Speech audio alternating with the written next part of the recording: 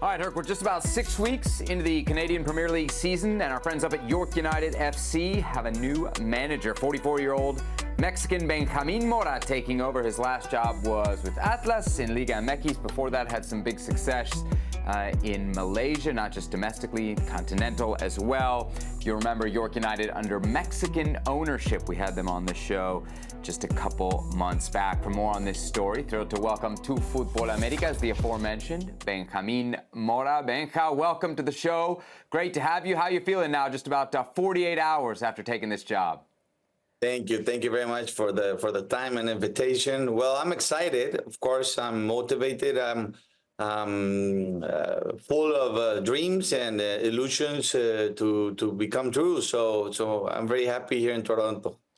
Benjamin, listen, I don't got to ask you what attracted you to Toronto. I've been there. I lived there. It's an amazing city. But York United, what specifically about the project with York United and the Canadian Premier League attracted you to this? Yeah, well, it's I wasn't expecting having a call from Canada, from Toronto. I didn't know Mexican owners own this team. When Jorge Villalpando, he's a sporting director, he was your teammate at Puebla, I think. Yes. Well, he invited me. He called me. He's my friend from a long time ago. I also played in Puebla before, a long time ago. And he invited me, and he explained me the potential, the growth, the plans that the Canadian Premier League has, and of course York United with these brothers, Pascal owners, and it was very attractive to me because I like the challenges. I love to be in the pitch. I love to be part of a growth of a club, a team.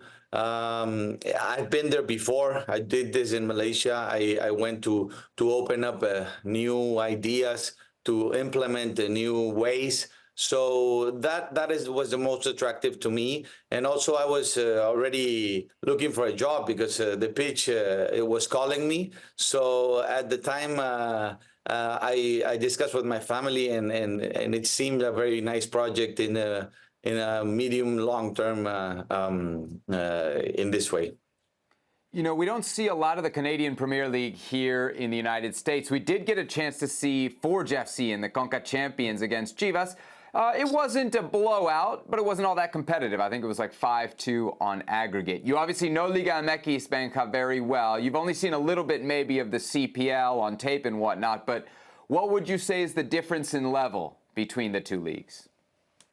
No, I've seen a lot actually since I got here, but you know what? I can see good football. I can see good patterns. I can see that the players in the league are trying to do things correctly. There's very few cutting of the game. I mean, the games are fluid. They have transitions. The players are fast. The thing is, I think it's a little bit of experience, of a professionalism that is a bit of a difference, and the understanding of the game, of how a professional league is run, how a team can play in different ways.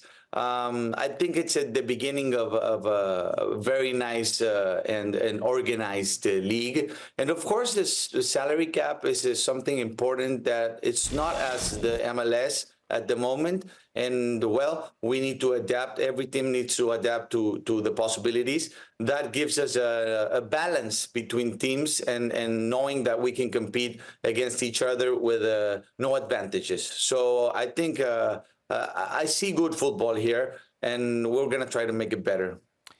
Benja, now that you've had some time to reflect, how would you say your time in Liga MX with Atlas and Grupo Orlegui went, now that you've had time to digest everything? Well, you tell me. In my first 6 months, I got to the quarterfinals and almost got to the semifinals. If it wasn't for the place on the table of Chivas, that right. they didn't. The tiebreaker. Yeah, the tiebreaker. So I think it was very, very good for being my first semester in Mexico. After that, Atlas decided to let go some very good players like Quiñones, like Furch, like Osiel Herrera, like Diego Barbosa.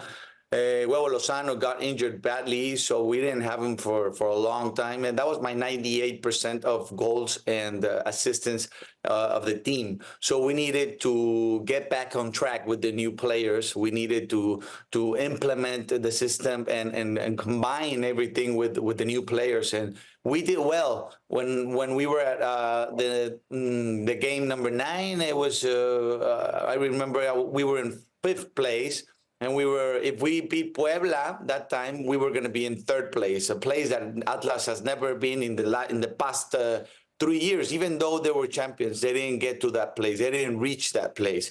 So I think it was very good. But you know, in Mexico, how it is, the results are subjective. They ask for things that maybe are very difficult to maintain really fast. So, well, I think I'm happy with what we did. We could have done better, of course, always, but I'm okay. The experience was amazing. I'm not going to lie, I'm interested in your time at Atlas, but I'm almost more interested in your time in Malaysia. Do I have this right? You're the first manager to ever get a Malaysian team to the round of 16 of the Asian Champions League. What is Malaysian football like? What was that experience like as a manager? It was incredible. It was a fairy tale for me. It was my master's degree in football coaching and managing a big and huge club of Southeast Asia. Actually, I am the first manager to do that in all Southeast Asia, with all those teams. Nobody has done that. And of course, I'm also the only manager in the history to win 4 leagues in a row. The Mexican embassy gave me a medal of a distinguished Mexican over there. So it was a fairy tale. I won a lot in football, experience, maturity, and I learned a lot as a coach. I managed 200 games, 40 games of the Asian Champions League. So it was a great moment for me. Benja, I look around, at young Mexican managers, just Mexican managers abroad. There aren't many. You literally had to go all the way to Malaysia to get noticed and get an opportunity in the Mexican First Division. Why aren't there more Mexican managers going abroad? And why do you think there aren't many opportunities for these Mexican managers in Liga MX? Yeah, well, the generation of great coaches, experienced coaches in Mexico, like La Puente, like Ojitos, like Tuca, like Tena, like a lot of them that I can mention that it's gone. It's gone. I mean, the young talent or the young coaches aren't having the same opportunities. And I don't really know why they don't go abroad. I went abroad because I wanted an opportunity to grow, and I want to be the best Mexican coach ever. So that is on my mind since I started coaching. So when I saw an opportunity, I took it. But I think Mexico traps you in a way because it's a great country. You have everything. You get paid well. So that's maybe because they don't go out, but actually I think we must prepare more. We must look for the opportunities. The world is very big. There's too many leagues in the world. It seems like I really like to go outside because now I'm in Canada and I'm the first Latin to come to this league. So that for me is already a victory. All right, Benja, big game for you guys on Sunday. You're in 5th place right now, taking on Vancouver FC in 2nd place. I know it's very tight at the top of the table there in the CPL, just at the about 3rd way mark of the season. There he is, Benjamin Mora.